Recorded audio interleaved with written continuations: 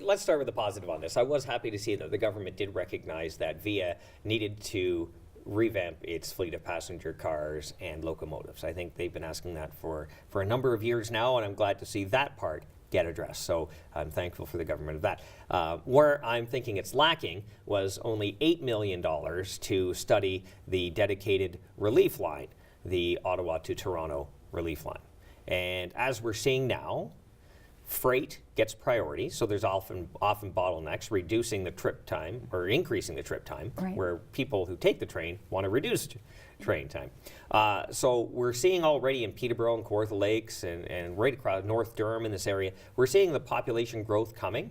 And most of it is here. There's still a lot more to come, especially when the 407 gets here. And the fact that we are doing yet another study after almost 10 years of debating and studying this issue, the fact that we have to go through maybe 3 more years of this same hold and wait, and maybe it'll get here, is quite unfortunate.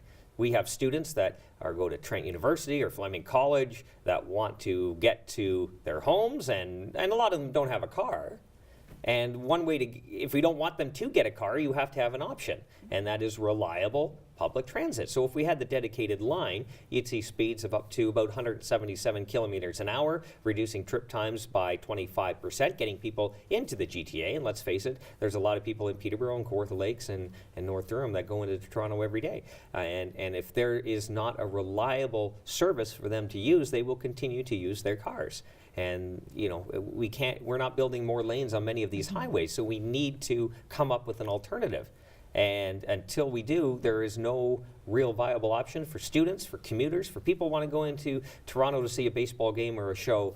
There really isn't another option.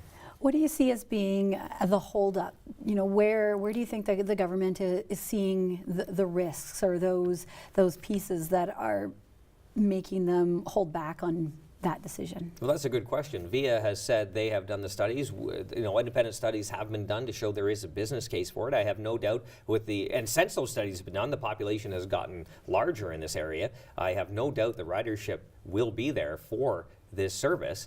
It just needs to get built.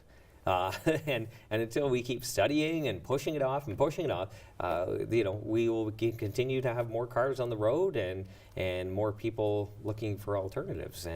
And right now, it's just not there. There is a GO train, obviously, in Oshawa, but that if you've ever been there in rush hour, it's pretty chaotic and not something that is a pleasant experience. So let's give people the options.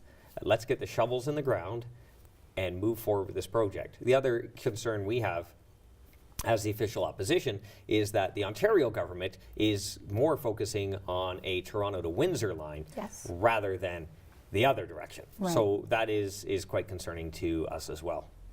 And hopefully then, if the federal government is looking eastward on this line and the Ontario government, you can have both of them go through and meet in the middle type of idea.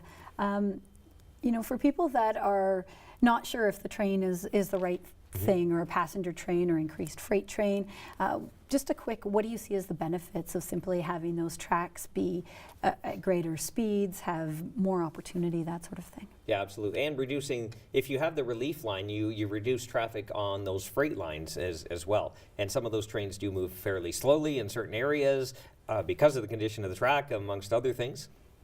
So having that dedicated relief where you can focus completely on passenger rail is a good thing. We can move things around a lot faster. People want to get where they're going faster. And if right now, if you're taking the GO bus from Peterborough to Oshawa and it's taking 2 hours to get there, what's the point? You might as well get a car, because your time is valuable, whether you're a student or you're working or whatever, or a commuter who wants to take the bus for 2 hours just to get to Oshawa and then continue on. That's not a good quality of life. And that's not good for people in this area who just want to get to their jobs and do their work. Do you see the train being used as a short trip piece as well? Say somebody from Pontypool to Peterborough, or Havelock to Peterborough, and some of the options there. Yeah, absolutely. Quite possibly. Absolutely. And that, again, is a good thing, right?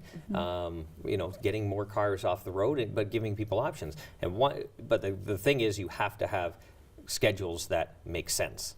And if the schedules make sense, people will use it. If the schedules are just so out of line, with what people need, there's going to be problems. So there are a few pieces that need to be worked out as well, but that can be done during the construction phase because we do need to get that dedicated tracks in.